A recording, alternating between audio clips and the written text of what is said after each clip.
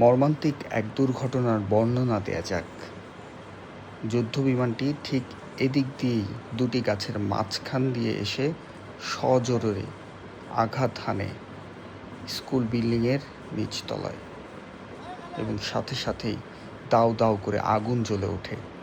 দ্বিতীয় বিস্ফোরণটি হয় সেই যুদ্ধবিমানের ফুয়েল ট্যাঙ্কটি ফেটে যাওয়ার পর।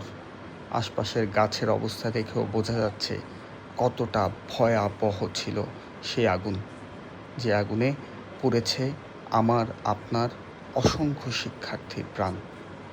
ঝরে গেছে অকালে অনেক শিশু, অনেক সন্তান, যাদের হারিয়ে দিশেহারা মা। কতটা ভস্মীভূত আগুনে এই বিল্ডিংটির অবস্থা। এখানেই ছিল সিঁড়ি, তার পাশেই ছিল শ্রেণীকক্ষ।